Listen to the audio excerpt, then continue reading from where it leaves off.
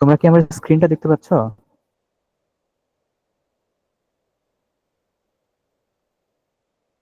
আচ্ছা, হ্যাঁ। তো আসো আমরা শুরু করি। আমরা আমাদের প্রথম যে চ্যাপ্টারটা, যেটা দিয়ে আমরা আমাদের বিজ্ঞান স্টার্ট করব, সেটা হচ্ছে তোমাদের তৃতীয় অধ্যায়। হ্যাঁ, সেটা হচ্ছে তোমাদের তৃতীয় অধ্যায়, বিজ্ঞানের, বিজ্ঞান বইয়ের তৃতীয় অধ্যায়। এবং তোমরা ভালো মতোই জানো, যারা এতদিন পড়েছো এই চ্যাপ্টারটা বা যারা পড়োনি তাদেরও কোনো সমস্যা নেই।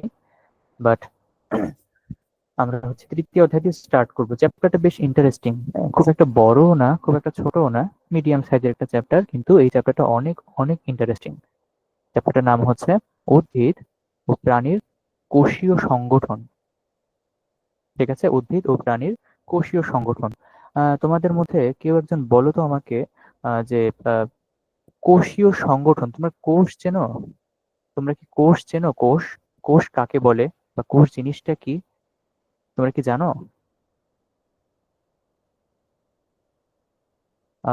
এখানে আমরা হচ্ছে আমাদের সাথে রুকাইয়াকে দেখতে উদ্ভিদ পাচ্ছি। দেহের রুকাইয়া, গঠন ও তুমি আমার কাজের কথা একক কোষ স্পষ্ট শুনতে স্যার। পাচ্ছ? এই তো, ভেরি গুড, হ্যাঁ, চমৎকার। তার মানে উদ্ভিদ দেহের, আমি একটু লিখে দিই এখানে, যদি একটু সংক্ষেপে লিখে দিই,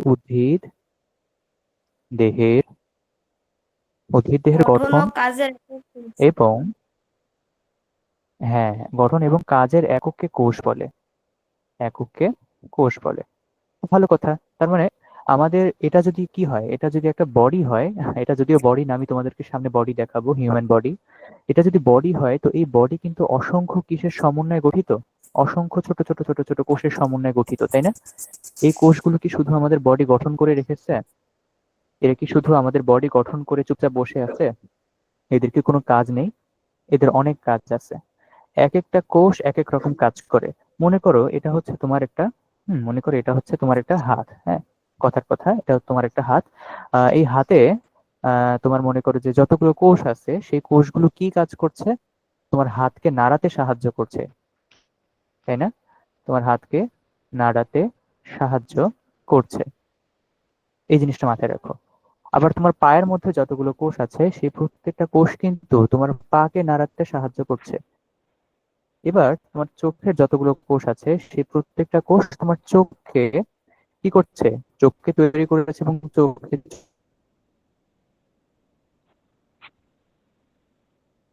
চোখের কারণে তোমার যে দৃষ্টিশক্তি, সেই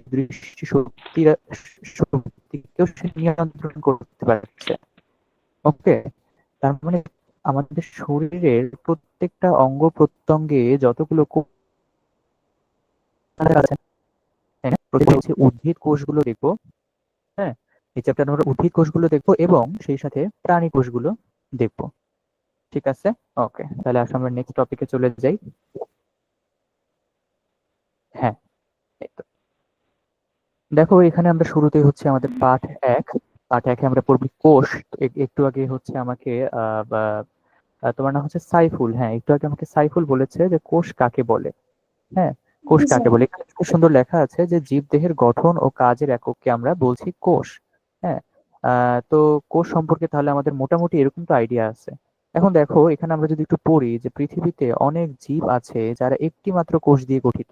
তার মানে আমরা এতদিন জানতাম যে আমাদের একটা বডি তৈরি করতে অসংখ্য কোষ লাগে, লক্ষ লক্ষ, হাজার হাজার, কোটি কোটি, আবার মাঝে মাঝে দুইটা কোষও লাগে। এমনও কিছু জিনিস আছে, এমনও কিছু প্রাণী আছে যাদের দুইটা কোষও আছে। কিন্তু অনেক প্রাণী আছে যাদের শরীরে কয়টা কোষ? মাত্র একটা কোষ। এরকম কি একটা প্রাণীর নাম কেউ বলতে পারবে আমাকে, যাদের শরীরে মাত্র একটা কোষ? বলো তো, এরকম কি প্রাণী আছে যার শরীরে মাত্র একটা কোষ? বলতে পারছো না? ওকে, আমি বলে দিচ্ছি। ব্যাকটেরিয়া তো নাম শুনেছো? Bacteria, bacteria, bacteria. প্রোটো ইত্যাদি। হ্যাঁ, বলো বলো, আছে। ব্যাকটেরিয়া। আর কি হতে পারে, আর কি হতে পারে? ওকে, ভাইরাস নাম শুনেছো মনে হয়, ভাইরাস খুব ভয়ঙ্কর জিনিস। ভাইরাস খুব ভয়ঙ্কর জিনিস, ভাইরাস, ব্যাকটেরিয়া। তারপরে দেখো তো, অ্যামিবা, অ্যামিবা নাম শুনেছো? অ্যামিবা, স্যার শুনেছি একবার, অ্যামিবা। একবার শুনেছি। হ্যাঁ, ইয়েস, অ্যামিবা কিন্তু অ্যামিবা। একটা এককোষী প্রাণী এবং বলা হয়ে থাকে এটাই পৃথিবীর সর্বপ্রথম প্রাণী। এখান থেকেই প্রাণের উদ্ভব হয়েছে। হ্যাঁ, পৃথিবীতে যত এই মুহূর্তে প্রাণ আছে তাদের সবার উৎপত্তি ধারণা করা হয়ে থাকে যে অ্যামিবা থেকে হয়েছে। তো অ্যামিবা কিন্তু একটা এককোষী প্রাণী। হ্যাঁ, আমরা আমাদের পরের টপিকে গিয়ে আমরা এগুলা সম্পর্কে আরো ডিটেইল পড়বো। তো আমরা একটু দেখি এখানে, যেখানে দেখো ব্যাকটেরিয়া, প্রোটোজোয়া ইত্যাদি। তার মানে ব্যাকটেরিয়া এবং প্রোটোজোয়া এই দুইটাই হচ্ছে আমাদের কি এককোষী কোষ। হ্যাঁ, এককোষী প্রাণী। এই দুইটাই আমাদের এককোষী প্রাণী। তোমরা যদি আমার কথা বুঝতে মনে করো যে শুনতে কষ্ট হয় বা যদি আস্তে শোনা যায় তাহলে আমাকে জানাবে। হ্যাঁ, তাহলে আমাকে তাড়াতাড়ি জানাবে। এরপরে দেখো বলা আছে যে আবার অনেক জীব বহু সংখ্যক কোষ দিয়ে গঠিত, যেটা সাধারণত দেখা যায়। মানুষ, পাখি বলো, যে কোনো প্রাণী বলো, আমরা আমাদের চোখে যত প্রাণী দেখছি সবকিছুই কিন্তু একাধিক কোষ নিয়ে গঠিত। ইভেন তুমি যেই ইয়াতে বসে আছো, আহ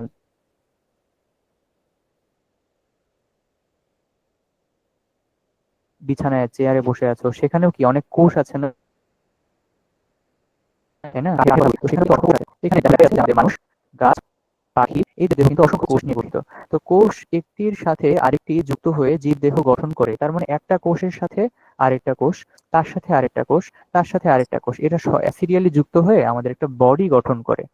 আমাদের একটা হিউম্যান বডি বা একটা অ্যানিম্যাল বডি গঠন করে। যেরকম তোমরা হয়তোবা ইট দেখেছো, বলতো ইট দিয়ে কি করি আমরা? ইট দিয়ে দেয়াল তৈরি করি, ছোট ছোট দেয়াল তৈরি করি। এই দেয়ালগুলো কি করছে? ইটের মধ্যে আমাদের ইটের মাঝখানে মাঝখানে পিলার আছে, তার উপরে বিম আছে। তো এই দেখো আমরা ছোট ছোট ইট দিয়ে একটা আস্ত ভবন তৈরি করে ফেলছি। খেয়াল করেছো না? আমরা ছোট ছোট ইট দিয়ে কি করছি? বড় বড় ভবন তৈরি করে ফেলছি। তার মানে এই কোষগুলোকে আমরা তুলনা করতে পারি ইটের সাথে। হ্যাঁ, তাহলে কোষ সমান সমান হচ্ছে তোমার ইট। কোষগুলোকে আমরা ইটের সাথে তুলনা করতে পারি।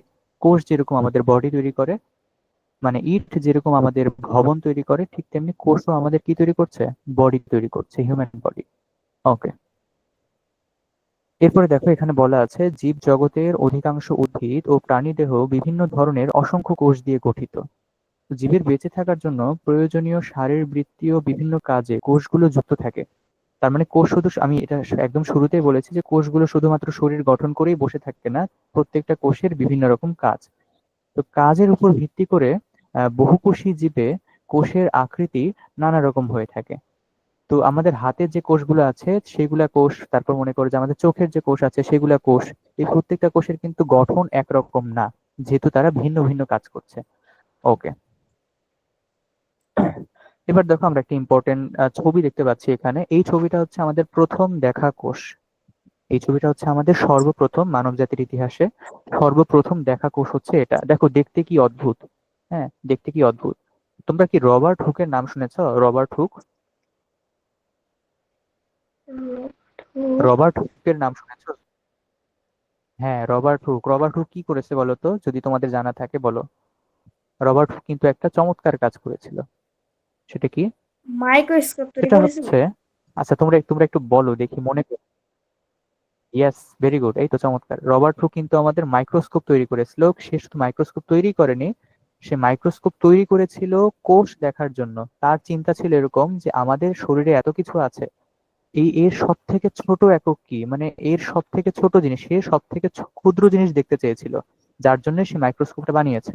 এবং সে মাইক্রোস্কোপটা বানিয়ে এই যে দেখো, তোমরা একটা মাইক্রোস্কোপের ছবি দেখতে পাচ্ছ এখানে, আশা করি তোমরা একটা মাইক্রোস্কোপের ছবি দেখতে পাচ্ছ। আচ্ছা তোমাদেরকে আমি একটা বুদ্ধি দেই, সেটা হচ্ছে তোমরা তো এখন ক্লাস করছো, তোমরা একটা কাজ করো, জুম যেভাবে করে না, জুম করতে পারো, স্ক্রিনটা জুম করতে পারো, তোমরা জুম করে করে এই ছবিটা দেখো। জুম করে করে বুঝান এই ছবিটা বুঝান। একটু দেখো। হ্যাঁ, এই ছবি, হ্যাঁ এই ছবিটা একটু একটা দেখার চেষ্টা করো। মাইক্রোস্কোপ দেখো দেখতে এটা হচ্ছে পাচ্ছি। আমাদের রবার্ট, হ্যাঁ এটা হচ্ছে রবার্ট হুকের একটা মাইক্রোস্কোপ। তো খেয়াল করো এই মাইক্রোস্কোপটাই সে প্রথম বানিয়েছে এবং বানিয়ে সে সর্বপ্রথম এই কোষটা দেখেছে। সে সর্বপ্রথম এই কোষটা দেখেছে। তোমরা কি জানো এই কোষটা আসলে কোথাকার?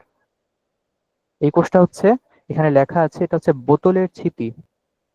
বোতলের ছিপি বা বোতলের মুখা বলি আমরা যেটাকে। হ্যাঁ, আমরা যেটাকে বোতলের মুখা বলি, সেই বোতলের ছিপি সে পর্যবেক্ষণ করেছিল এবং সে পর্যবেক্ষণ করে এই কোষটা পেয়েছে। এটা কিন্তু একটা মৃত কোষ। এটা একটি কি কোষ? এটা একটা মৃত কোষ। এবার আসো আমরা আমাদের লেখাগুলো পড়ি। সরি, এবার আমরা লেখাগুলো কি পড়ি যে কোষ আণুবীক্ষণিক বস্তু, অর্থাৎ অণুবীক্ষণ যন্ত্র ছাড়া কোষ দেখা যায় না। ভালো কথা, আমরা কিন্তু আচ্ছা, তোমরা কি কখনো কেউ খালি চোখে কোষ দেখতে পারবে বলো তো? খালি চোখে কি কোষ দেখা যায়? সম্ভব? জি না। সম্ভব না। আমরা হচ্ছে জি না। হ্যাঁ, অণুবীক্ষণ যন্ত্র দিয়েই কেবলমাত্র এই কোষগুলো দেখতে পারবো। তো বিজ্ঞানী রবার্ট হুক সর্বপ্রথম অণুবীক্ষণ যন্ত্রে কোষ পর্যবেক্ষণ করেন, এবং সেটা কত সালে? 1965 সালে, সরি 1665 সালে, হ্যাঁ।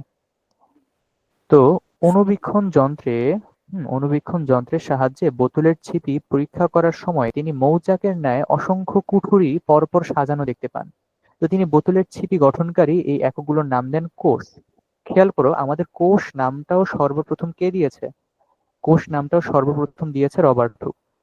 সে আমি একটু দেখি পরের টপিকে যাই, কোনো পেজ ফাঁকা আছে কিনা। দাঁড়াও, এটাতে আমরা পরে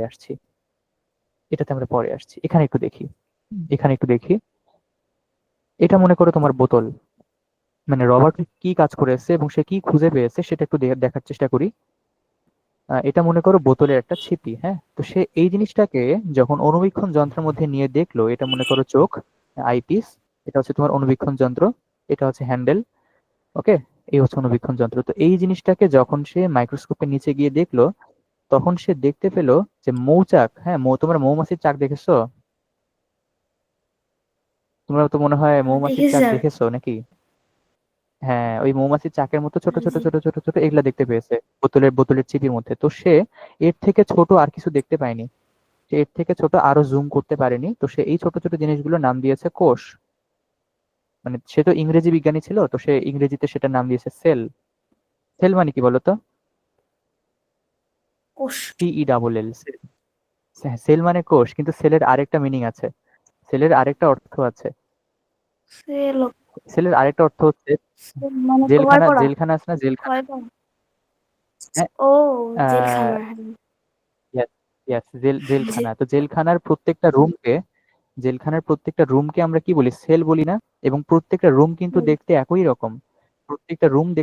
রকম, এবং আলাদা। তো সে এই মুখাগুলোকে যখন উপর থেকে দেখতেছিল, তখন তার কাছে মনে হচ্ছিল যে সে একটা জেলখানা দেখছে।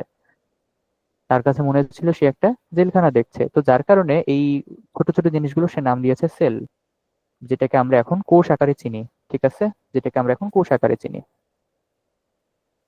ঠিক আছে, আমরা আমাদের পরের ইয়েতে চলে যাই। তাহলে এটা আমাদের মোটামুটি কমপ্লিট হয়ে গেল। এবার দেখো তোমরা এই ভিডিওটা দেখতে পারবে কিনা। এখানে আমরা একটা ভিডিও তোমাদের জন্য রেডি করেছি। এই ভিডিওতে হচ্ছে কোষ দেখা যাচ্ছে, হ্যাঁ, বিভিন্ন কোষ দেখা যাচ্ছে। তো তোমরা যদি চাও তো আমি ভিডিওটা এখনই দেখাতে পারি। আর আমি চাচ্ছি যে তোমাদের ক্লাসটা শেষ করে তারপর তোমাদেরকে ভিডিওটা দেখাই, কি বলো? ক্লাস শেষ করে দেখবে নাকি তোমরা এখনই দেখবে কোর্সটা? আচ্ছা, আমি চাচ্ছি ক্লাসটা শেষ করে তোমাদেরকে দেখাই, হ্যাঁ, তাহলে এটা তোমাদের জন্য বেটার হয়। এই যে স্যার, ভিডিওটা ক্লাসটা আগে অন শেষ হয়ে গেল। করে দেখান। হ্যাঁ হ্যাঁ, ওটাই ক্লাসটা আরে, শেষ করে দেখাচ্ছি। অন হয়ে গেছে না? বন্ধ করে ক্লাসটা শেষ করে দেখান। হ্যাঁ, ওকে। এবার আসো আমরা আমাদের অণুবীক্ষণ যন্ত্র পড়বো। তোমাদের পরীক্ষাতে যখন এই চ্যাপ্টার থেকে প্রশ্ন আসবে তখন কিন্তু অণুবীক্ষণ যন্ত্র থেকে একদম মাস্ট প্রশ্ন আসবে। অণুবীক্ষণ যন্ত্র থেকে প্রশ্ন আসবেই, কখনো মিস যায় না। অণুবীক্ষণ যন্ত্র কি জিনিস দেখো। অণুবীক্ষণ যন্ত্র এমন এক প্রকার কি, সরি, এটা যন্ত্র হবে, বসন্ত লিখে ফেলেছি। এমন এক প্রকার যন্ত্র এমন এক প্রকার যন্ত্র যা দিয়ে অতি ক্ষুদ্র বস্তুকে বড় আকারে দেখা যায়, হ্যাঁ, অতি ক্ষুদ্র বস্তুকে বড় আকারে দেখা যায়। তার মানে অণুবীক্ষণ যন্ত্র দিয়ে আমরা কি করতে পারি? নাম হচ্ছে মাইক্রোস্কোপ। অণুবীক্ষণ যন্ত্রের ইংরেজি হচ্ছে microscope. Microscope. Microscope. Microscope. Scope মানে কি? স্কোপ মানে যেটা দিয়ে তোমরা দেখো, আর মাইক্রো মানে কি? ক্ষুদ্র। তার মানে আমাদের দৃষ্টিটা কি হয়ে যাবে? আমাদের দৃষ্টিটা ক্ষুদ্র হয়ে যাবে। হ্যাঁ, আমাদের দৃষ্টিটা ক্ষুদ্র হয়ে যাবে। এটা হচ্ছে আমাদের মাইক্রোস্কোপের কাজ। এবার দেখো এখানে বলছে অণুবীক্ষণ যন্ত্র আবিষ্কৃত হয় 1600 শতাব্দীতে। 1600 শতাব্দী মানে আমি রবার্ট হুকের কথা বলছি। রবার্ট হুক অণুবীক্ষণ যন্ত্র আবিষ্কার করেছিল কবে? দেখো তো কারো মনে আছে কিনা, ক্লাসের শুরুতে পড়িয়েছিলাম, বলো তো। 1665। রবার্ট হুক অণুবীক্ষণ ষোলোশো যন্ত্র পঁয়ষট্টি। আবিষ্কার, এই তো 1665 সালে, 1665। হ্যাঁ। 1665। তো এটা হচ্ছে আমাদের 1600 শতাব্দী।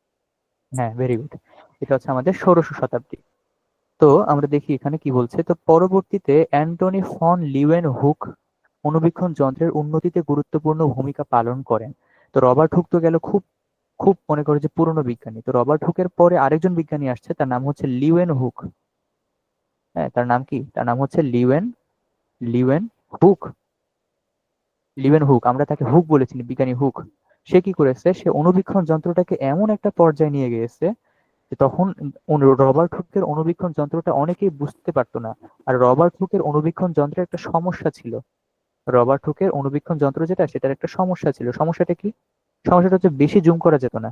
হ্যাঁ, বেশি জুম করা যেত না। হ্যাঁ, বেশি জুম করা যেত না। তা আমাদের কি প্রয়োজন? আমাদের তো কোষের ভেতরে দেখতে হবে। শুধু কি বাইরে থেকে কোষ দেখলে হবে? কোষের ভিতরে দেখতে হবে না যে কোষ কি দিয়ে তৈরি, তাই না? কোষ কি দিয়ে তৈরি সেটা আমাদেরকে দেখতে হবে। তো তার জন্য কি করেছে আমাদের লিউয়েন হুক অণুবীক্ষণ যন্ত্রের উন্নতিতে গুরুত্বপূর্ণ ভূমিকা পালন করেন। এরপরও আরো অনেকের দীর্ঘ প্রচেষ্টার ফলে বর্তমান সময়ের যৌগিক অণুবীক্ষণ যন্ত্রগুলো আবিষ্কৃত হয়েছে। আমাদের সময়ের অণুবীক্ষণ যন্ত্র হচ্ছে এটা। আমাদের সময়ের অণুবীক্ষণ যন্ত্র হচ্ছে এইগুলো। এই অণুবীক্ষণ যন্ত্র দিয়ে আমরা 100x, আমরা 1000x, আমরা 10,000x, হ্যাঁ, আমরা অনেক জুম করতে পারি। কোষের ভিতরে ছোট ছোট জিনিস, সেগুলো আবার কি দিয়ে তৈরি, সেগুলো আবার কি দিয়ে তৈরি, এভাবে ছোট ছোট জিনিসগুলোকে আমরা এখন জুম করে খুব সুন্দর দেখতে পারি। ঠিক আছে? তো অণুবীক্ষণ যন্ত্র কিন্তু একবারে আবিষ্কৃত, অণুবীক্ষণ যন্ত্র কিন্তু আমরা যেটা পেয়েছি সেটা একবারে আসেনি। সেটা অনেক শতাব্দী, অনেক শতক বছর পরে আমরা এই অণুবীক্ষণ যন্ত্রটা এভাবে পেয়েছি। আজকের যে অণুবীক্ষণ যন্ত্র সেটা পেয়েছি। ওকে। তো দেখো, এসব অণুবীক্ষণ যন্ত্রের সাহায্যে আমরা খুব সহজেই এককোষী ব্যাকটেরিয়া থেকে শুরু করে বহুকোষী উদ্ভিদ এবং প্রাণী কোষ পর্যবেক্ষণ করতে পারি। তো বহুকোষী হবে, হ্যাঁ, বহুকোষী উদ্ভিদ এবং প্রাণী কোষ পর্যবেক্ষণ করতে পারি। এবার আমি একটু কথা বলি তোমাদের সাথে। তোমরা হয়তো আমার কথা শুনতে পাচ্ছ। তোমরা স্কুলে তো যাও প্রতিদিন, তোমরা তো প্রতিদিন স্কুলে যাও। এখন জি। আমাকে বলো, তোমাদের স্কুলে কি কোনো ল্যাব আছে? তোমাদের স্কুলে কি কোনো ল্যাব আছে? ল্যাব? আছে। আমি জানি যে প্রত্যেকের ল্যাব। স্কুলে মোটামুটি ল্যাব আছে। হ্যাঁ, এই তো ল্যাব আছে। তো সেই ল্যাবে কি তোমরা কখনো উঁকি মেরেছিলে যে সেখানে অণুবীক্ষণ যন্ত্র দেখেছো কিনা? ল্যাবে কি উঁকি মেরেছো বা একদম ভিতরে ঢুকে তোমাদের স্যাররা দেখিয়েছে বা এরকম কি তোমরা দেখেছো কখনো অণুবীক্ষণ যন্ত্রটা আছে কিনা? খেয়াল করেছো? না, মনোবীক্ষণ যন্ত্র তো সাধারণত দেখিনি। আচ্ছা। ও আচ্ছা, সমস্যা নেই। এরপরে তোমরা যখন আরো উপরের ক্লাসে উঠবে, তোমাদের এই ক্লাসে হচ্ছে শুধুমাত্র অণুবীক্ষণ যন্ত্রটা পর্যবেক্ষণ করানো। হ্যাঁ, মানে অণুবীক্ষণ যন্ত্রটা শুধু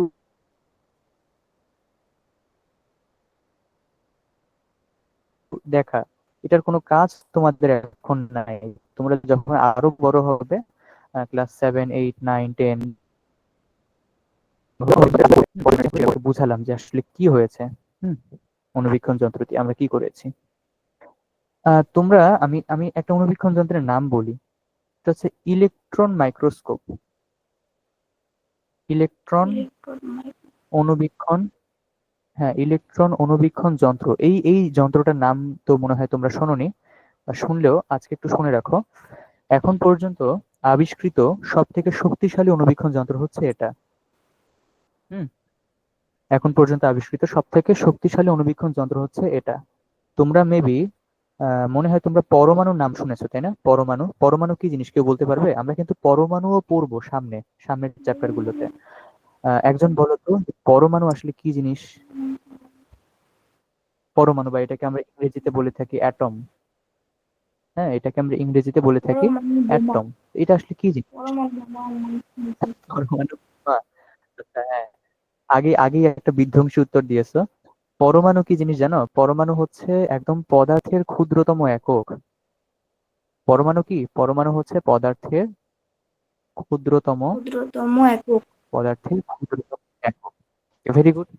তার মানে একটা পদার্থকে তুমি যখন ছোট ছোট ছোট করবে, ওর ভিতরে তো কোষ থাকে। সেই কোষগুলোকে তুমি যখন জুম করবে, তখন আরো ছোট জিনিস পাবে। সেটাকে আবার যখন জুম করবে, তখন তুমি অ্যাটম দেখতে পাবে, পরমাণু।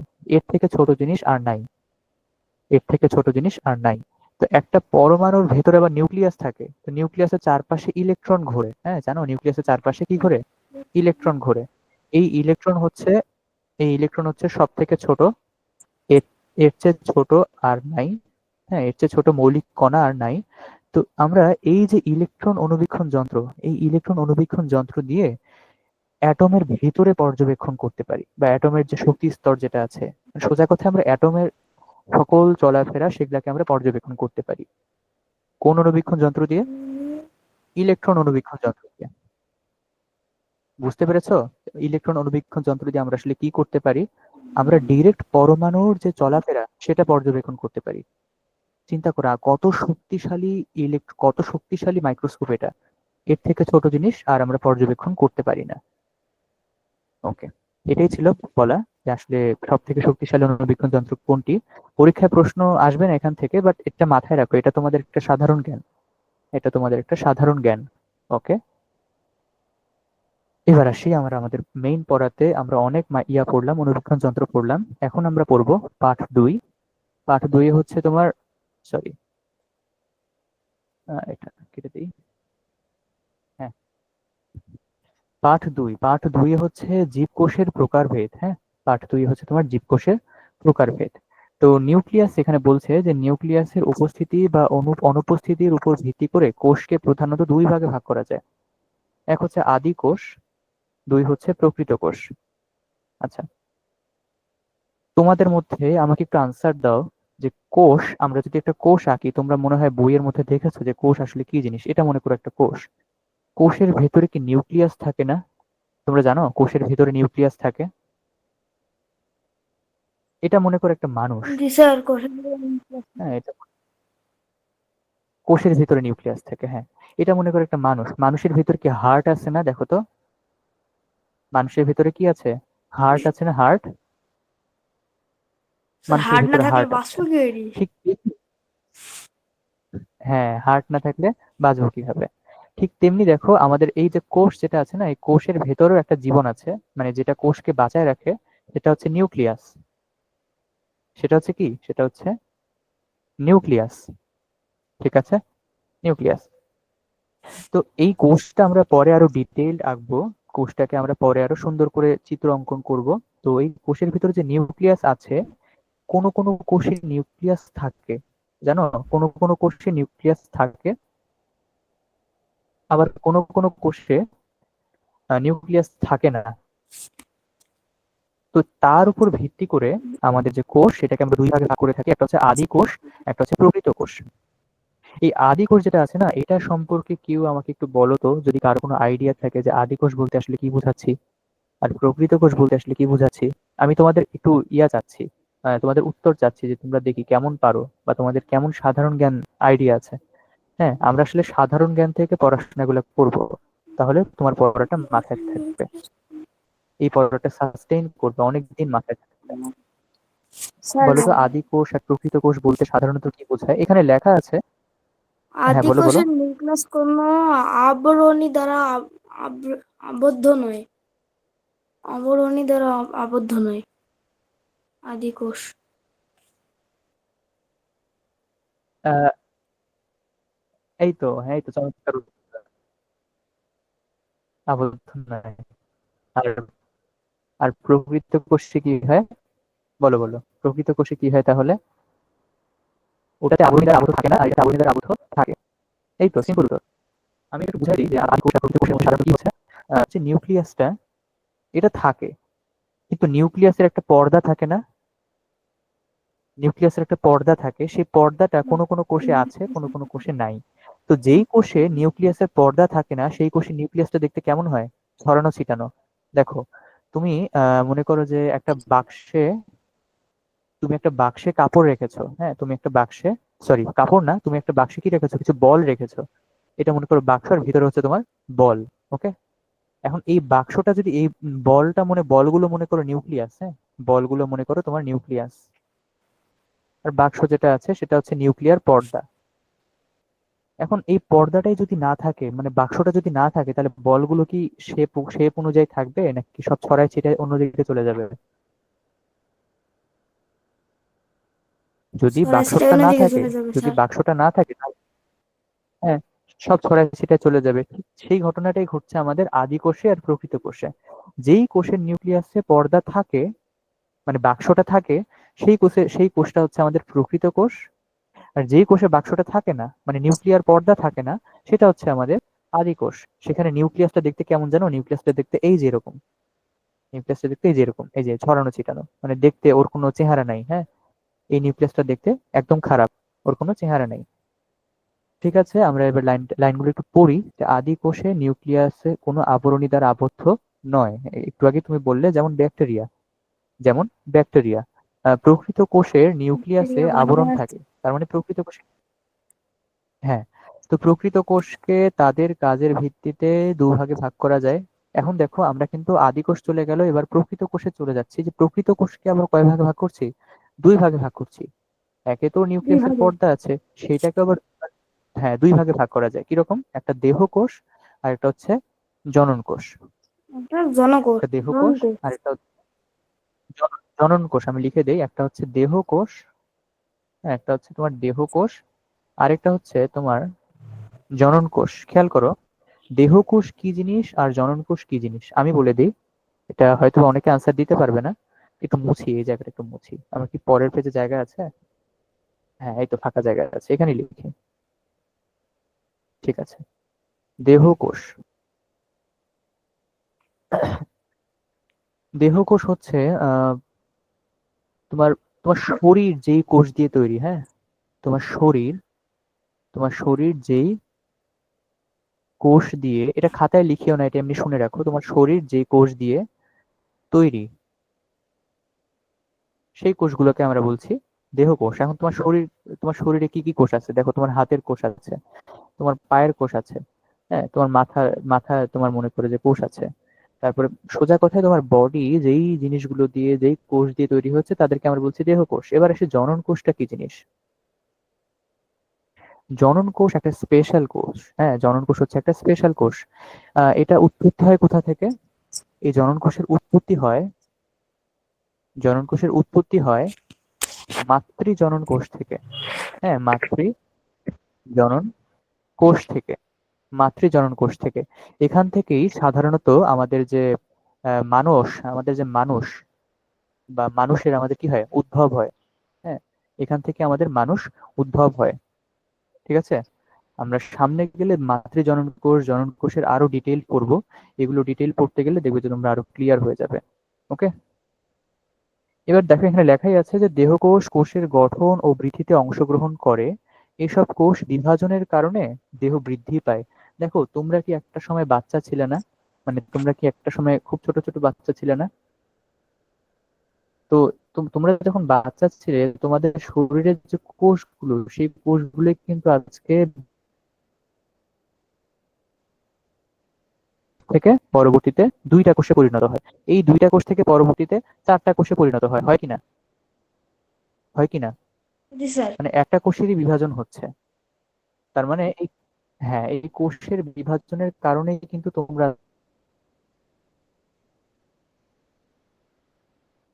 আজকে বড় হয়েছো। যদি কোষ বিভাজন না হতো, তাহলে কি হতো বলো তো?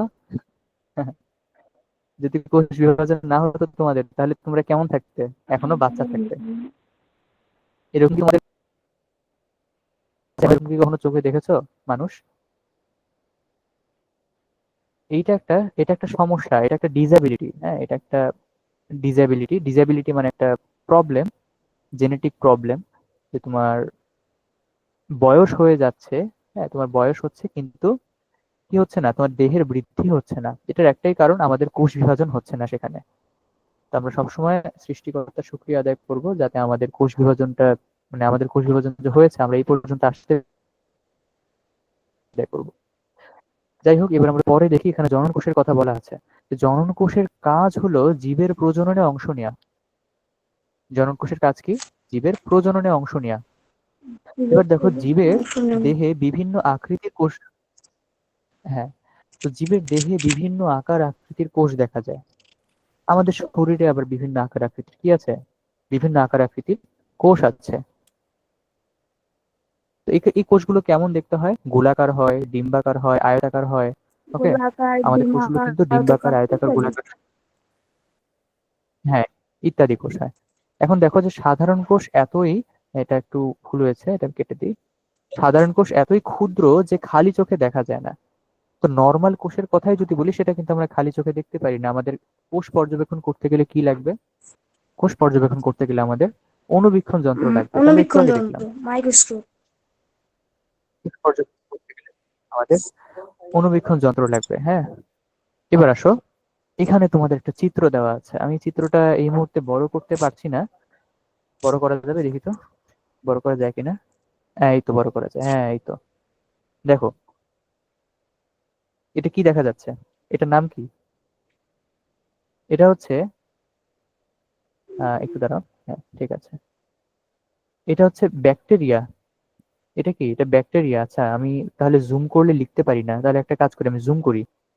আমি শুধুমাত্র জুম করি, তোমরা একটু দেখো। এই যে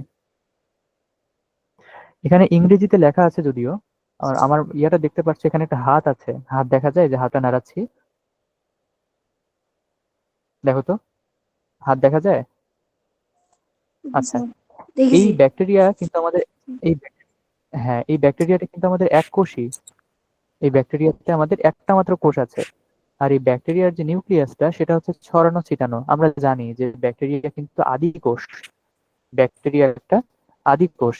আদি কোষে কি হয়? নিউক্লিয়ার কোনো পর্দা থাকে? থাকে? ব্যাকটেরিয়া আদি একটি কোষে কিন্তু আদি। নিউক্লিয়ার কোনো প্রকার পর্দা থাকে না। সো এটা বলতে হবে, হ্যাঁ, ব্যাকটেরিয়া হচ্ছে একটি আদি কোষে, নিউক্লিয়াসে কোনো পর্দা থাকে না। তো এই ব্যাকটেরিয়াতে এই জিনিসটা দেখো তো, চেনা চেনা লাগে কিনা? ভিতরে যে প্যাঁচানো প্যাঁচানো প্যাঁচানো, এটা দেখো তো কি হতে পারে? এটি, জি, এটা কি হতে কোষ। পারে? এটিকে একটি কোষ। আহ এটা এটা কোষ না, ব্যাকটেরিয়া এটা কিন্তু পুরাটাই একটা কোষ। ব্যাকটেরিয়া নিজেই একটা কোষ। তো কোষের ভেতরে এই জিনিসটা কি? চেহারাটা দেখো কিরকম পেঁচানো, রশ্মি মনে হয় যেন পেঁচায় গেছে। ডিএনএ নাম শুনেছো? DNA DNA, DNA, scientist. DNA. আচ্ছা, যাই হোক, সমস্যা নাই। ডিএনএ তোমাদের নাই, ডিএনএ অনেক উপরে ক্লাসে গেলে পাবে। সরি, কোথায় গেলাম? এই তো, ওটা কিন্তু ডিএনএ ছিল। যাই হোক, এবার আমরা আমাদের পরের স্লাইডে চলে যাই। এটা এখানে তো দেখলামই। ডিএনএ কোষের ভিতরে থাকে। ডিএনএ কোষের ভেতর অবস্থিত। কোষের ভেতর, কোষের ভেতর অবস্থিত। এখানে আর তেমন পড়ার মতো কিছুই নেই। এবার আমরা চলে যাব, এটাই আমাদের আজকের লাস্ট টপিক হবে। অনেকক্ষণ দেখেছি আমরা। আজকে হচ্ছে একটি জীব, জীবকোষের গঠন আমরা, শেষ হবে না, আমাদের নেক্সট ক্লাসেও যেতে হবে। এটা হচ্ছে একটি জীবকোষের গঠন। একটা জীবকোষ, সেই জীবকোষে কি কি থাকে? হ্যাঁ, একটা জীবকোষে কি কি থাকে আমি এখানে লিখে দিয়েছি। যে আমাদের প্রথমে কোষ প্রাচীর থাকে। তোমাদের একটা ছবি আছে এখানে, আমি একটু দেখাতে যাচ্ছি। এই যে এই কোষটা, তোমরা চিত্র দেখতে পাচ্ছ, দেখো তো, মেবি চিত্রটা দেখতে পাচ্ছ। এই চিত্রে আমাদের এই যে এটা, এটা হচ্ছে প্রাণী কোষ। এটা হচ্ছে আমাদের প্রাণী কোষ। আর এটা, এটা হচ্ছে আমাদের উদ্ভিদ কোষ।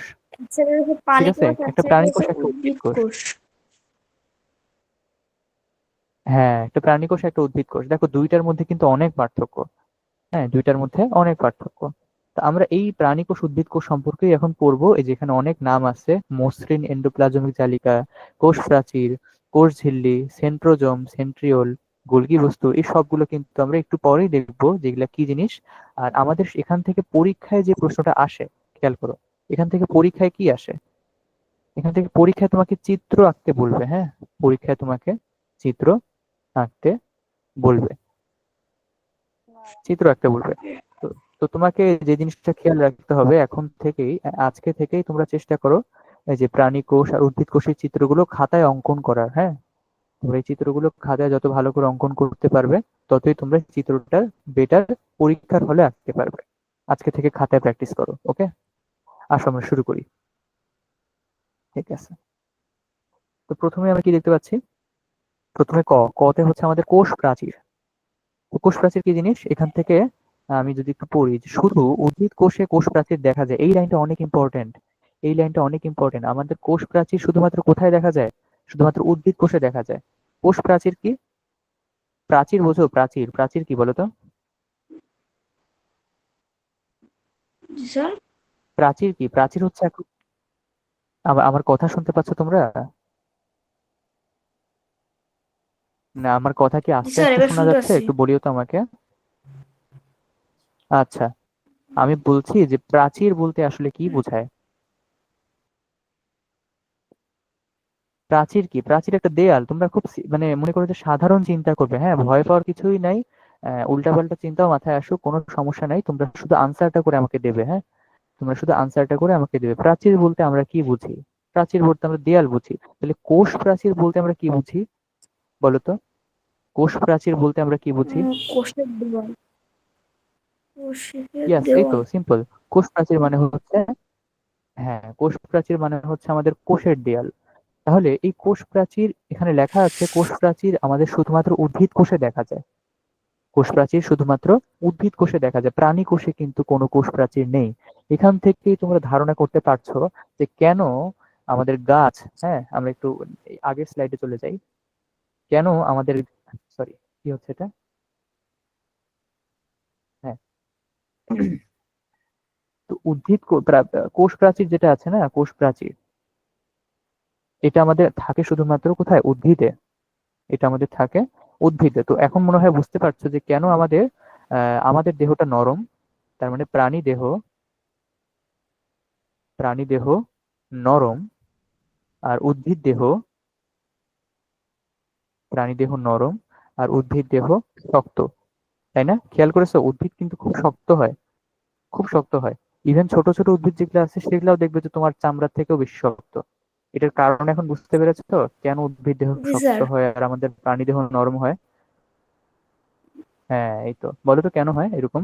উদ্ভিদের কোষে কোষ প্রাচীর থাকে স্যার। উদ্ভিদের কোষ প্রাচীর থাকে, যেটা প্রাণীতে থাকে না। হ্যাঁ, কোষ প্রাচীর, যেটা প্রাণীতে থাকে না। এখানে আরো কিছু কারণ আছে, শুধুমাত্র কোষ প্রাচীর দিয়েই আমি আসলে বলতে পারি না যে কেন নরম হয়, কেন শক্ত হয়। এখানে মৃত কোষ আছে, তারপর জীবিত কোষ আছে। উদ্ভিদ দেহে মৃত কোষ বেশি, যার কারণে উদ্ভিদ দেহ শক্ত। যাই হোক, আমরা একটু পরে ইয়াতে চলে যাই, লাইনগুলোতে। কোষ প্রাচীর পড়ছিলাম। তো প্রাণী কোষে কোনো কোষ প্রাচীর নেই, এটি জড় পদার্থের তৈরি। তার মানে কোষ প্রাচীর হচ্ছে জড় পদার্থ নিয়ে তৈরি, হ্যাঁ, কোষ প্রাচীরে কোনো জীবিত পদার্থ নেই। কোনো কোনো কোষের প্রাচীরে ছিদ্র থাকে। তার মানে এই কোষ প্রাচীরকে আমরা কি দিয়ে চিন্তা করব? কোষ প্রাচীরকে আমরা দেয়াল দিয়ে চিন্তা করব। খেয়াল করো, কোষ প্রাচীরকে আমরা দেয়াল দিয়ে চিন্তা করব। তো এই দেয়ালে অনেক ছিদ্র আছে। এদেরকে আমরা কি বলে থাকি? এদেরকে আমরা কূপ বলে এদেরকে থাকি। কূপ কূপ, বলে। কূপ, হ্যাঁ, কূপ বলে। এদেরকে কূপ কোষ বলে। প্রাচীর কোষের আকার, কোষ প্রাচীর কোষকে কি প্রদান করে? আকার প্রদান করে, এবং ভেতর ও বাইরের মধ্যে তরল পদার্থের চলাচল নিয়ন্ত্রণ করে। এরা ভেতরের অংশকে রক্ষা করে। তার মানে কোষ প্রাচীরের একটাই কাজ, কোষকে আমাদের কি করা? বাইরের যে ইয়াগুলো আছে সেখান থেকে রক্ষা করা। বাইরের যত প্রকার কি আছে, দুর্যোগ বলো বাইরের বা তথ্য। কোনো ভাইরাসের অ্যাটাক বলো,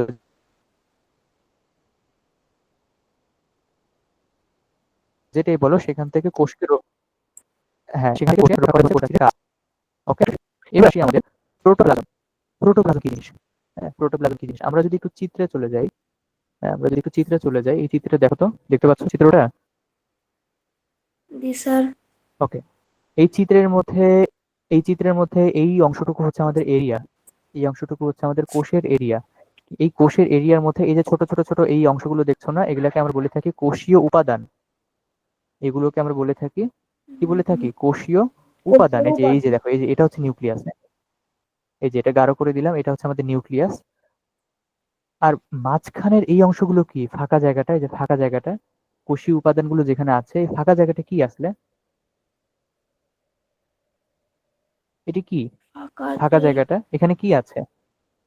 এই যে বিন্দু বিন্দু বিন্দু, দেখো তো অনেক কালো কালো বিন্দু আছে না? এই যে বিন্দু বিন্দু বিন্দু, কালো কালো বিন্দু, এটা কি আসলে?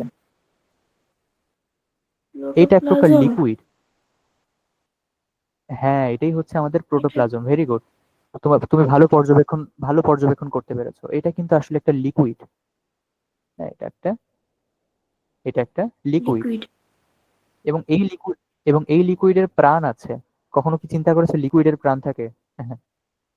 লিকুইডের কখনো প্রাণ থাকে? থাকে, এই লিকুইডের প্রাণ থাকে। এই লিকুইডটার নাম কি? এটার নাম হচ্ছে প্রোটোপ্লাজম। এই নিউটোপ্লাজম। লিকুইডের নাম হচ্ছে প্রোটোপ্লাজম। ঠিক আছে, তো কোষের মধ্যে আমাদের থকথকে জেলির মতো ওখানে লেখা আছে, আমি আসলে এখান থেকে এইভাবে দেখাতে চাচ্ছি না। তোমরা যদি এই জিনিসটা পড়ো তাহলে কি হলো, সরি, হ্যাঁ, তোমরা যদি এই জিনিসটা পড়ো, প্রোটোপ্লাজম পড়ো তো, যে কোনো একজন পড়ো তো, পড়ো, তুমি পড়ো। সাইফুল আনসার করছিলে, সাইফুল তুমি পড়ো তো, কোষ প্রোটোপ্লাজম লেখা আছে। এটা চ হবে। কোষপ্রাচীরের অভ্যন্তরে পাতলা পর্দা বৈশিষ্ট্য যে জেলির ন্যায় থকথকে আধা তরল বস্তুটিকে প্রোটোপ্লাজম বলে। একে জীবনের ভিত্তি বলা হয়। প্রোটোপ্লাজম এর বলে। তিনটি অংশ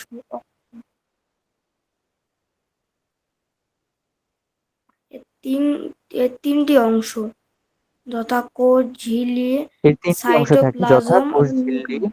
সাইটোপ্লাজম, নিউক্লিয়াস। ঠিক আছে, তো খেয়াল করো, আমাকে কোষ প্রোটোপ্লাজমের কিন্তু একটা নাম বলে দিয়েছে, সেটা হচ্ছে প্রোটোপ্লাজমকে আমরা জীবনের ভিত্তি বলে থাকি। হ্যাঁ, কি অসম্ভব কথা, প্রোটোপ্লাজমকে আমরা বলছি জীবনের ভিত্তি। হ্যাঁ, প্রোটোপ্লাজমের ভিত্তি মধ্যেই নিউক্লিয়াসটা জীবন। অবস্থান করছে, যার কারণে প্রোটোপ্লাজমকে আমরা বলে থাকি জীবনের ভিত্তি। তো এই প্রোটোপ্লাজমই অংশ থাকে প্রোটোপ্লাজমের, একটা হচ্ছে কোষ ঝিল্লি, এক হচ্ছে সাইটোপ্লাজম, আরেকটা হচ্ছে নিউক্লিয়াস। সাইটোপ্লাজম আর প্রোটোপ্লাজম সেম জিনিস, আমরা একটু পরে দেখবো যে কোষ ঝিল্লি কি জিনিস, সাইটোপ্লাজম কি জিনিস, নিউক্লিয়াস কি জিনিস। আচ্ছা, তোমাদেরকে আমি একটু আগেই দেখিয়েছিলাম, আমি একটা কাজ করি, আমি একটু এখানে লিখবো তো, এটা মুছে ফেলি। তোমাদেরকে আমি একটু আগে বলেছিলাম যে আমাদের উদ্ভিদ কোষে কি থাকে, কোষ প্রাচীর থাকে, মানে কোষের দেয়াল থাকে, প্রাণী কোষে থাকে না। তো উদ্ভিদ কোষ প্রাচীর কিন্তু আবার কি করছে, সবাইকে রক্ষা করছে, একটা কোষকে কি করে, সে রক্ষা করে। তাহলে প্রাণী কোষে যেহেতু কোষ প্রাচীর নাই, তাহলে কি আমাদের কোষকে কেউ রক্ষা করছে না? তোমাকে আমি ক্লাসের শুরুতে বাক্সের উদাহরণ দিয়েছিলাম, মনে আছে? ক্লাসের শুরুতে আমি তোমাকে বাক্সের উদাহরণ জি, দিয়েছিলাম। বাক্স, বাক্সের পর্দা, এই এখানে বাক্সটা হচ্ছে অনেকগুলো তোমার, বল ছিল। হ্যাঁ, হ্যাঁ, নিউক্লিয়ার পর্দা ছিল, যাই হোক, তো এটাকে এবার আমি কোষ প্রাচীর দিয়ে চিন্তা করব। বাক্সটাকে আমি কোষ প্রাচীর দিয়ে চিন্তা করব। খেয়াল করো, কোষ প্রাচীর থাকার কারণে ভেতরের যে প্রোটোপ্লাজমটা ছিল কোষের, সেটা কি অবস্থায় আছে, একটা সাইজ, হ্যাঁ, একটা নির্দিষ্ট সাইজ আকারে আছে। এখন যদি বাক্সটা না থাকে, মানে কোষ প্রাচীরটাই যদি না থাকে, তাহলে কি বলগুলো ছড়িয়ে ছিটিয়ে পড়বে না? তার মানে জি, আমাদের যে প্রোটোপ্লাজম যেটা ছিল, আমাদের কোষের ভিতরে যে প্রোটোপ্লাজম যেটা আছে, প্রোটোপ্লাজমটা কি হয়ে যাবে, ছড়িয়ে ছিটিয়ে যাবে, এদিক ওদিক চলে যাবে, এদিক ওদিক চলে যাবে। তো আমাদের দেহে যেহেতু কোষ প্রাচীর নেই, আমরা কি তাহলে লিকুইড হয়ে যেতাম না? একটু চিন্তা করো, আমাদের শরীরে কিন্তু কোষ প্রাচীর নেই, আমাদের শরীরের কোষ প্রাচীর নেই, তাহলে আমরা কি হয়ে যাব? আমরা তো এদিক ওদিক ছড়িয়ে যেতাম, আমাদের কোষগুলো তো এদিক সেটাই। ওদিক ছড়িয়ে যেত, কিন্তু আমরা কি যাচ্ছি? জি না। সাইটোপ্লাজম, আমাদের এটা শরীরের কোষ প্রাচীর কিন্তু, হ্যাঁ, ওরা আমাদের কোষকে প্রোটেক্ট করছে, আমাদের কোষকে রক্ষা করছে, আমাদের কোষকে রক্ষা করছে।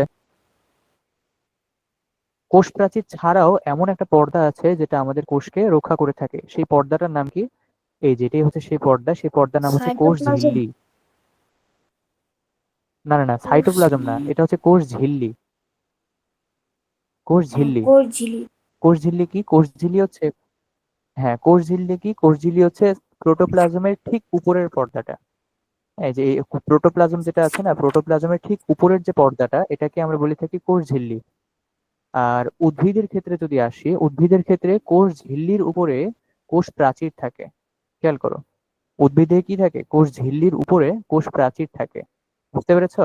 তার মানে উদ্ভিদ কোষে আমাদের প্রোটেকশন কয়টা থাকে? উদ্ভিদ কোষে আমাদের প্রোটেকশন কয়টা থাকে? প্রোটেকশন মানে বোঝো, প্রোটেকশন মানে বাধা, রক্ষা করা। উদ্ভিদ কোষে রক্ষাকারী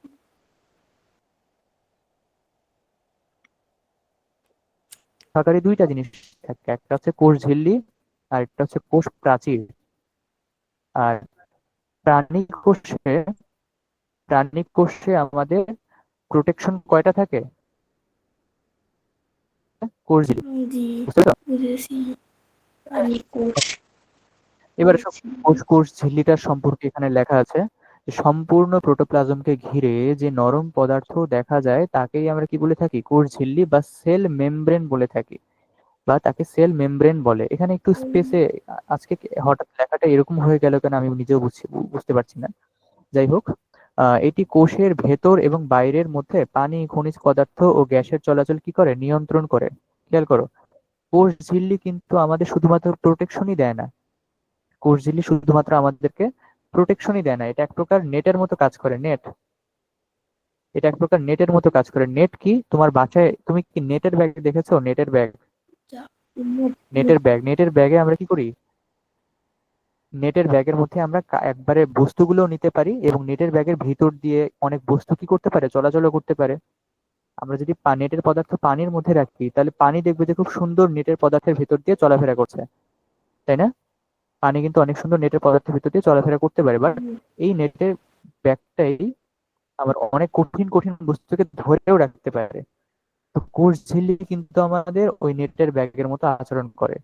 তো সে প্রোটেকশন ঠিকই দিচ্ছে, একই সাথে সে পানি, খনিজ পদার্থ আর গ্যাসের চলাচলকেও সে নিয়ন্ত্রণ করছে। বুঝতে পেরেছো? জি। হ্যাঁ, বুঝতে পেরেছো কথা আমার? ঠিক আছে, ঠিক আছে, ঠিক আছে। তো এরপরে দেখো আমরা দেখবো সাইটোপ্লাজম। এবার আসি, সাইটোপ্লাজম কি জিনিস। এই প্রোটোপ্লাজম থেকে, সাইটোপ্লাজম কিন্তু একটা ইন্টারেস্টিং জিনিস। কিরকম দেখো, প্রোটোপ্লাজম থেকে নিউক্লিয়াসকে আমরা যদি বাদ দিই, তো নিউক্লিয়াসকে বাদ দিলে অর্ধতরল যে অংশটি থাকে সেটাকেই আমরা কি বলছি, সাইটোপ্লাজম বলছি। সাইটোপ্লাজম। এটা কেমন হয়ে গেল? হ্যাঁ, এটা কেমন হয়ে গেল দেখো তো, আমি তোমাকে একটু চিত্রতেই দেখাই। এই চিত্র অনেক দাগাদাগি হয়ে গেছে, আমরা একটু মুছে ফেলি এগুলা। এই চিত্র অনেক দাগাদাগি হয়ে গেছে, আমরা একটু মুছে ফেলি। এই যে মুছে ফেললাম। এখানে তোমার এই যে কোষ, এই কোষের ভেতরের এই যে জেলি যেটা আছে না, এই জেলিটাকে আমরা বলছিলাম কি, প্রোটোপ্লাজম বলছিলাম। এখন এখান থেকে তুমি যদি এই আস্ত নিউক্লিয়াসটা কি করে ফেলো, তুলে ফেলো, এই আস্ত নিউক্লিয়াসটা তুমি যদি কি করে ফেলো, তুলে ফেলো, তাহলে তাকেই আমরা বলছি সাইটোপ্লাজম। তার মানে প্রোটোপ্লাজমটাই কি হয়ে যাবে, সাইটোপ্লাজম হয়ে যাবে। তার মানে প্রোটোপ্লাজমটাই কি হয়ে যাবে, সাইটোপ্লাজম হয়ে যাবে। কখন সাইটোপ্লাজম হয়ে যাবে, সাইটোপ্লাজম। যখন প্রোটোপ্লাজম থেকে নিউক্লিয়াসটা আমরা তুলে ফেলবো। বাদ দিয়ে। তাহলে তাহলে বলো তো, একটা প্রোটোপ্লাজম মানে সাইটোপ্লাজম তাহলে কাকে বলে?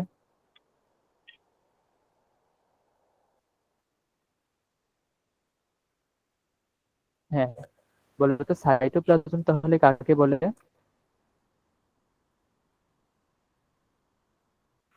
সাইটোপ্লাজম প্রোটোপ্লাজম হচ্ছে থেকে প্রোটোপ্লাজম নিউক্লিয়াস থেকে বাদ আমাদের দিলে যখন নিউক্লিয়াস থেকে হ্যাঁ, প্রোটোপ্লাজম থেকে নিউক্লিয়াসটা বাদ দিলে যেটা থাকে সেটাই সাইটোপ্লাজম। তার মানে প্রোটোপ্লাজম থেকে তুমি যদি নিউক্লিয়াসটা তুলে ফেলো, প্রোটোপ্লাজম থেকে নিউক্লিয়াসটা তুলে ফেলে এই প্রোটোপ্লাজমটাই কি হয়ে যাবে, সাইটোপ্লাজম হয়ে যাবে। ঠিক আছে? তার মানে সাইটোপ্লাজম। এখানে প্রোটোপ্লাজমের দুইটা নাম। ওকে, ভেরি গুড। হ্যাঁ, ভেরি গুড, তাহলে এই তো হয়ে গেল। এবার আমরা এখানে পড়ি যে এর প্রধান কাজ কোষের ক্ষুদ্র ক্ষুদ্র অঙ্গাণুগুলোকে কি করা, অঙ্গাণুগুলোকে ধারণ করা। কিছু শারীরবৃত্তীয় কাজ এখানে সম্পন্ন হয়, যেমন সালোক সংশ্লেষণ। বলো, সালোক সংশ্লেষণের নাম শুনেছো তোমরা? এটা তোমাদের পরে একটা আলাদা চ্যাপ্টারে দেখানো হবে, সালোক সংশ্লেষণের একটা চ্যাপ্টারই আছে তোমাদের, ওখানে আমরা ক্লাস দেখবো। 4 না 5 এ। তো কিছু শারীরবৃত্তীয় কাজ এখানে সম্পন্ন হয়। হ্যাঁ, তো সাইটোপ্লাজমে দেখা যায় এমন কয়েকটি ক্ষুদ্রাঙ্গের পরিচিতি নিচে দেওয়া হলো। ওকে, সাইটোপ্লাজমে আমরা দেখতে পাচ্ছি এমন কিছু অঙ্গ আমরা দেখবো। আজকের ক্লাসে হয়তো বা এটা সম্ভব না, অনেক দূর পড়িয়ে ফেলেছি।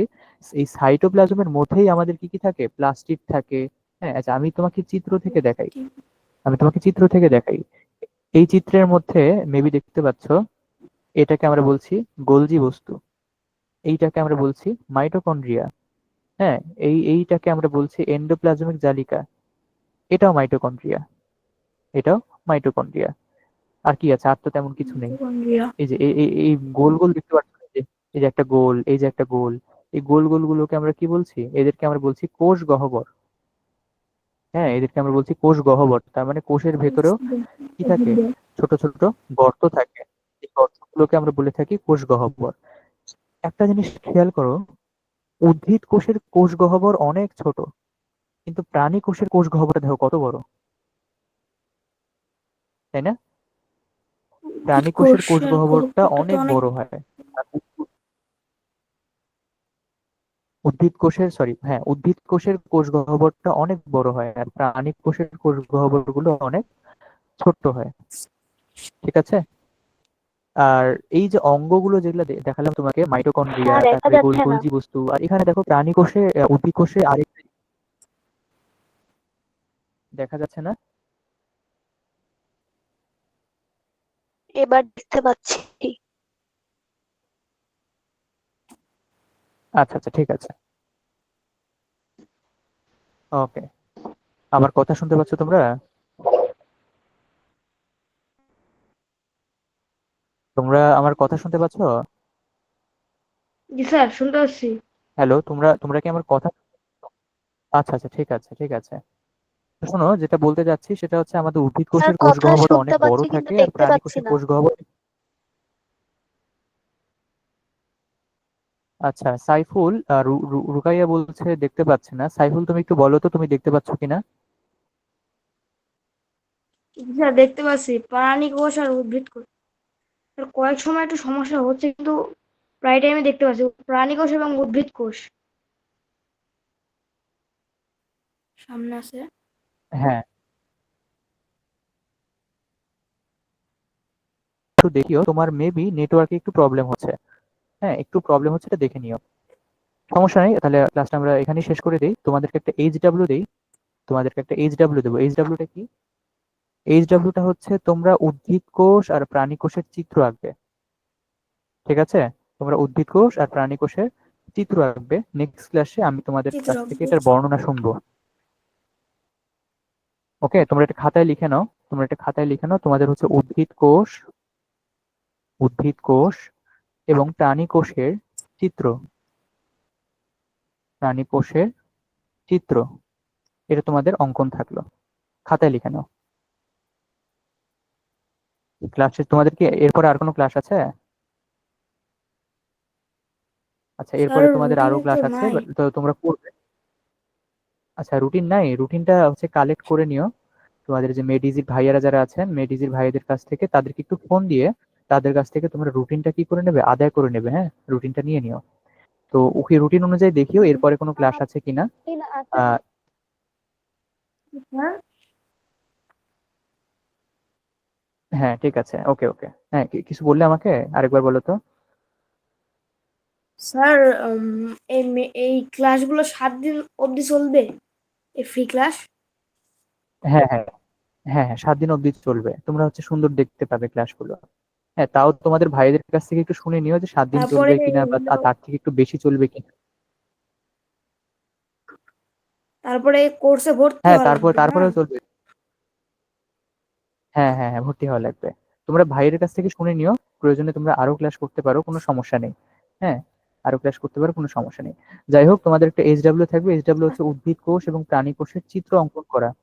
ওকে, প্রাণী কোষের চিত্র চিত্র অঙ্কন অঙ্কন, করা। জি স্যার। এবার দেখো, আমি হচ্ছে এখানে ক্লাসটা শেষ করার আগে আরো কিছু জিনিস দেখাই দিই। এই যে উপাদানগুলো দেখছো, ক্রোমোজোম, মাইটোকন্ড্রিয়া, প্লাস্টিড, হ্যাঁ প্লাস্টিড, তারপরে যে গোলজি বস্তু, সেন্ট্রিওল, এই যে জিনিসগুলো, এই কোষীয় অঙ্গাণুগুলো, এদেরকে আমরা বলে থাকি কোষীয় অঙ্গাণু। এদেরকে আমরা কি বলে থাকি? কোষীয় অঙ্গাণু বলে থাকি। এই অঙ্গাণুগুলো কোথায় অবস্থান করছে? এই অঙ্গাণুগুলো কোথায় অবস্থান করছে? এরা হচ্ছে সাইটোপ্লাজমে অবস্থান করছে। এই অঙ্গাণুগুলো সাইটোপ্লাজম। সাইটোপ্লাজমে অবস্থান সাইটোপ্লাজমে অবস্থান করছে, প্রোটোপ্লাজমে নয়। প্রোটোপ্লাজমে এরা অবস্থান করছে না, এরা অবস্থান করছে সাইটোপ্লাজমে। ওকে, যার কারণে এদেরকে আমরা কোষীয় অঙ্গাণু বলে থাকি, অথবা এদেরকে আমরা বলে থাকি কি, সাইটোপ্লাজমীয় অঙ্গাণু। ওকে, তো ঠিক আছে, আজকে এটা খাতায় তুলে নাও, সমস্যা নেই। তাহলে আজকে তোমাদের ক্লাসটা এই পর্যন্তই থাক। Okay, আচ্ছা, তোমাদের ক্লাসটা আমি সবাই কি শুনতে পাচ্ছে? আমি একটু কথা বলতাম। তানভীর ভাই, জি জি তানভীর জি ভাই জি শুনতে জি পাচ্ছেন আমাকে? বলুন। আচ্ছা, এই যে কয়েকজন আছে, আমি ওদের সাথে দুজন স্টুডেন্ট আছে তাই না এখন? হ্যাঁ, শুনতে পাচ্ছি। জি। আচ্ছা, এই যে যারা আছো তোমরা, আহ, সাইফুল নাম দেখতে পাচ্ছি একজন, আরেকজনকে দেখা হ্যাঁ, যাচ্ছে দুজন রুকাইয়া ইসলাম। আছে।